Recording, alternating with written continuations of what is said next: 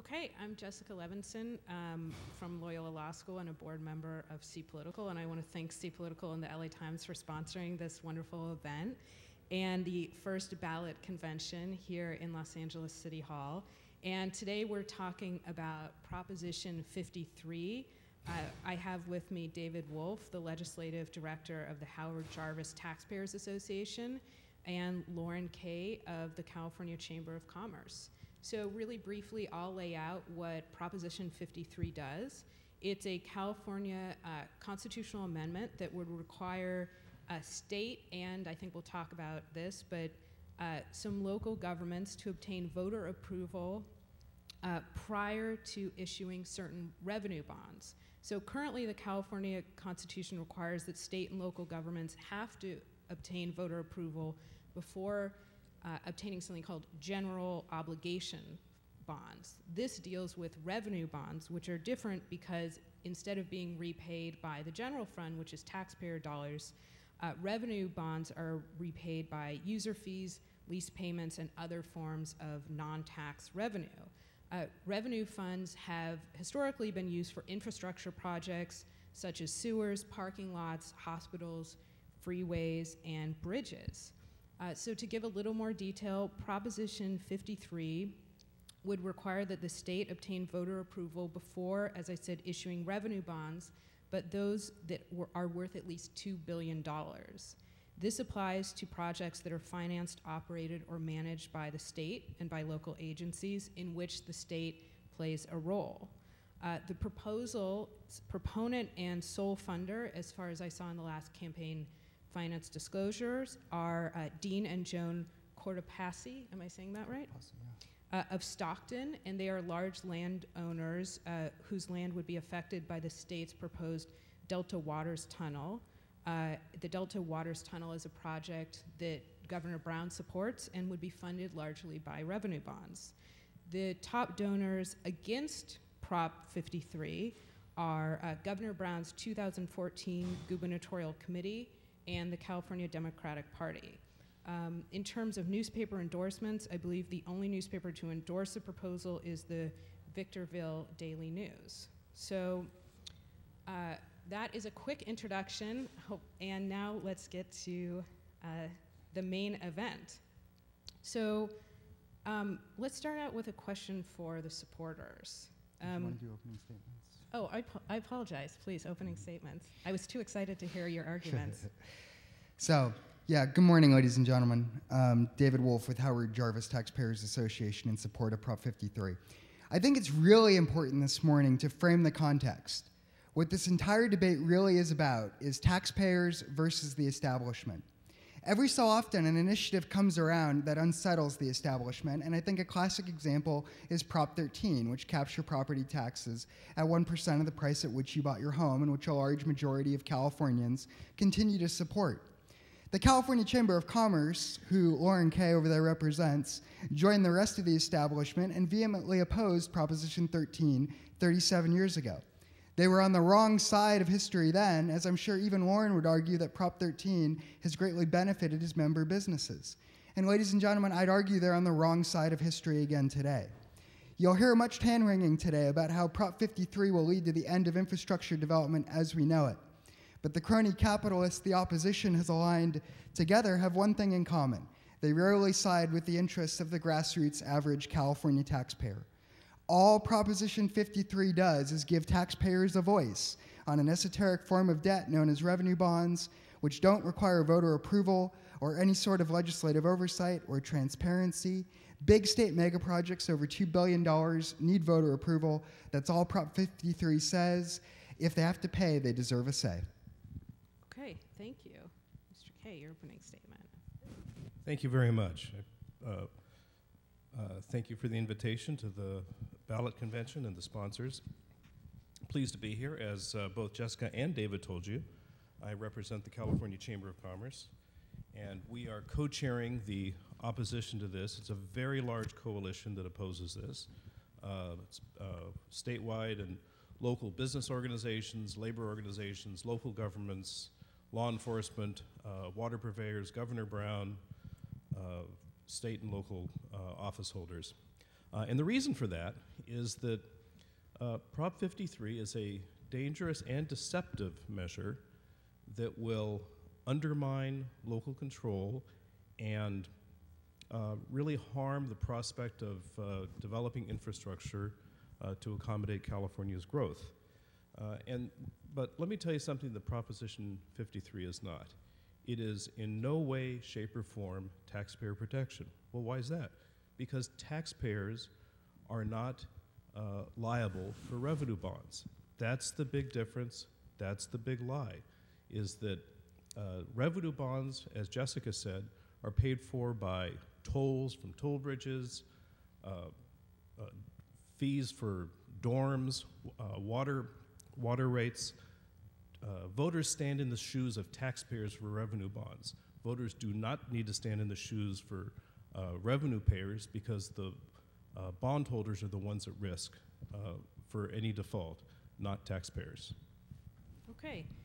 I want to address a lot of what you both talked about in the opening statements. So for Mr. Wolf first, I've been reading a lot of the newspaper articles about Prop 53, and one of the things that almost all the newspaper articles mention is that it's funded solely by one couple. And people talk about the idea that this is an initiative which is disguised as taxpayer protection, but that it's really meant to help this large landowner who does not want the Delta project to be in his backyard and to affect his land holdings. I want to give you an opportunity to respond to that. Sure, Jessica, thank you. And, you know, Proposition 53 is funded by Dino and Joan Cortopassi, who do live in the Delta. But I do want to stress, for Dino, this has always been about debt needs voter approval. Dating back years and years and years ago, there are op-eds and editorials and ads where he talks about nothing more than paying off debt and dealing with the hundreds of billions of dollars of debt that California has right now as a state. All Proposition 53 does is add transparency and oversight and accountability for revenue bonds over $2 billion that right now don't need voter approval, and it gives them that accountability. And I find it interesting what Dino said regarding this, and just that his sole focus is debt. He said, "My wife and I sponsored Prop 53 because we believe it is immoral to kick the costs of today's overspending forward onto the shoulders of our kids and grandkids." That is fundamentally his #1 primary concern. I have separate questions for you, but do you want to respond to that? Sure. You know, his motivations are his motivations, but the important thing is that it's on the ballot. And if he wanted to stop the Delta project, it's going to stop the Delta project. So he'd be successful. It'd stop high-speed rail. So if you don't like those things and want to vote instrumentally, you need to vote for this. But it's going to have implications that go far beyond these two projects. And that's really what we're afraid of, is that it will affect other major state projects, and it will affect local projects as well, which I assume we'll get into later. And that's what our concern is. Well, why don't we talk about this now? There's the claim that Proposition 53 does impact local projects in which the states partner with the localities. And that seems to be a part of the proposition that isn't that well understood. Could you respond to that and talk us through it? Sure, I'm happy to do that. And it's not just where the state specifically partners. It's any joint powers agency or similar body created by the state or in which the state is a member. So it's a very vague definition of what a joint powers agency is, which is an association of local governments. But it most certainly includes the development of, for example, the Sites Reservoir in Northern California, put together by Glenn and Colusa County to develop surface water for that area. They'll sell some to the rest of the state. The Department of Water Resources is part of that JPA. This measure would require voters in San Diego, LA, Riverside, Santa Cruz to vote on this Northern California project. Same thing in San Diego. The San Diego Regional Airport Authority is a regional agency made up of local governments created by the state. If they want to expand the airport, make major renovations to it of more than $2 billion, voters in here and San Francisco, Sacramento would be able to vote on it. That's just nuts.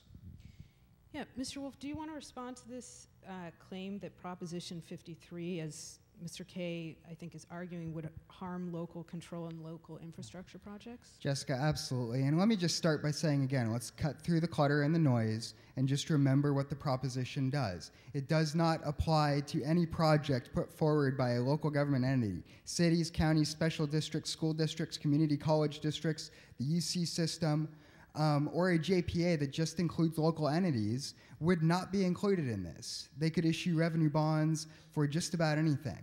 Now, projects that do include local government entities and the state in a JPA, such as the Bay Bridge, would be included in this. But again, the Bay Bridge has experienced billions of dollars of cost overruns on their project. Caltrans owns the bridge. It is a state project, and thus we believe it should be included. In terms of the other local projects, well, let's talk about sites in Temperance Flats, since Lauren brought that up. You know, those are reservoirs and water storage projects that we believe are very important. Proposition 1 was approved by the legislature back in 2014. That's a general obligation bond, $2.7 billion supposed to go to surface water storage projects. There's plenty of funding in there to fund both sites and Temperance Flats without needing $2 billion in revenue bonds. You might not need any revenue bonds, but you're certainly not going to need $2 billion. And the same thing with the San Diego airport. First of all, the airport's only authorized $1 billion to be used in the construction and modernization of the airport. So again, that falls under the threshold as well. So the projects Lauren mentioned simply don't apply. All right, so Mr. Kay, this was another question I had, which is, and the LA Times brought this up, I think, in their analysis in which they ultimately opposed the measure, which is that it doesn't actually affect that many measures, which I hear Mr. Wolf talking about. Do you have an estimate of how this could affect going forward? How many measures and the implications?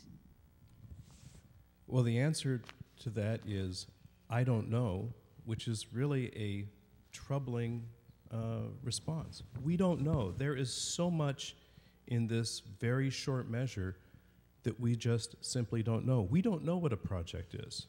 All we know is that there's a number $2 billion in there. We don't know what jurisdictions are affected. We know it affects the state, but we don't know the breadth of local government agencies it'll affect. The measure says a single project of $2 billion may not be divided into or deemed to be multiple separate projects, or multiple allegedly separate projects shall be deemed to constitute a single project. And it gives 3 conditions under which they would be a single project. This measure is very vague. It's very poorly written. It will be litigated for years, and it could wind up affecting a couple of projects. It could wind up affecting many projects, but that's a huge risk to California's economy, and one that we just think isn't worth the very narrow benefit that one landowner in the Delta will receive from this. All right. Mr. Wolf. Can I respond to that? Sure. Yeah. Lauren brings up another handful of points here, none of which are true. First of all, we know what jurisdiction this applies to, right? It's just the state. It's not local governments unless they're combined with the state in a JPA, like the Bay Bridge.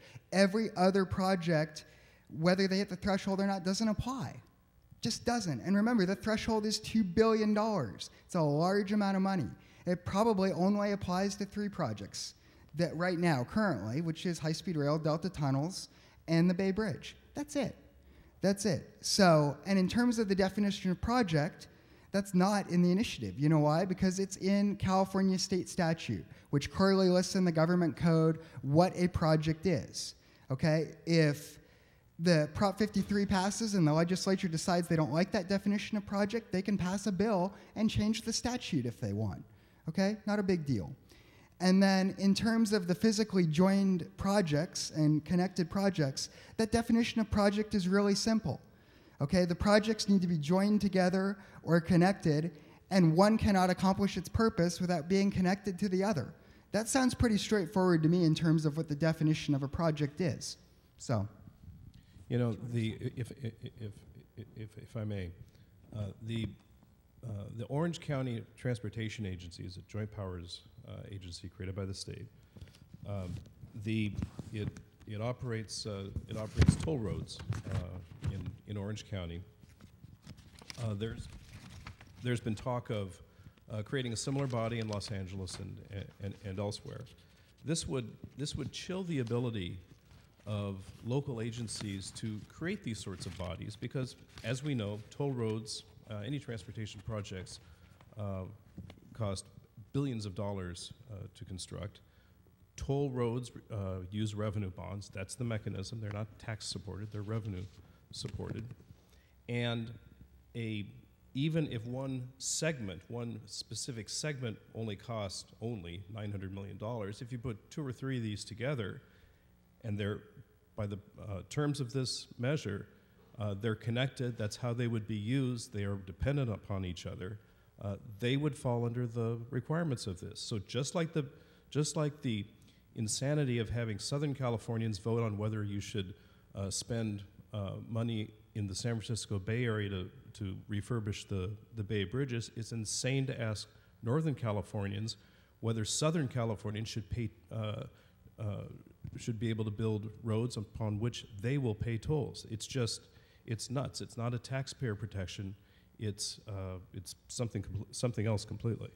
All right, I think we have about 4.5 minutes left. So I want to get to another point that I've seen discussed in a lot of the articles about this proposition. It doesn't contain an exemption for emergencies and natural disasters, and I want to give you an opportunity to respond to that as well. First of all, Jessica, just to make the point, no joint powers authority has ever used $2 billion in revenue bonds to fund a project. So even the JPA argument that Lauren's been making for the last 20 minutes falls short there as well. Let me just speak to the emergency aspect of things and disaster relief and funding like that. Revenue bonds have never, ever, ever been used to fund disaster relief. The Northridge earthquake down here in Los Angeles was funded through general obligation bonds, which again already require voter approval under current law, which has been in place for 130 years. Revenue bonds have never been used to fund disaster exemption relief. Mr. Kay, do you want to respond? Yeah, well, we think it's irresponsible and really baffling that there's no exception in this measure for a state of emergency. Because within the last 15 years, revenue bonds have been used to address a state of emergency. And the fact is, we don't know what an emergency is going to be in the state of California.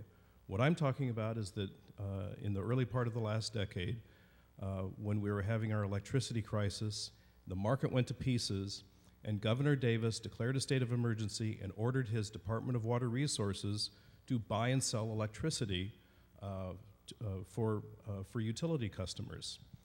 We were spending billions of dollars, not over a single, over the life of a project, billions of dollars a week to buy and sell electricity using revenue bonds. That was the mechanism. So we just don't know what emergency might befall California where you might need to use revenue bonds, and it was just irresponsible not to have an exception in this measure for that. Okay. The example Lauren mentioned is state government regarding electricity and deregulation. Don't you want to know where your taxpayer dollars are going and have accountability for that and transparency? And again, that's the point of Prop 53. High multi-billion-dollar threshold, transparency and accountability right now for these revenue bonds which don't require voter approval.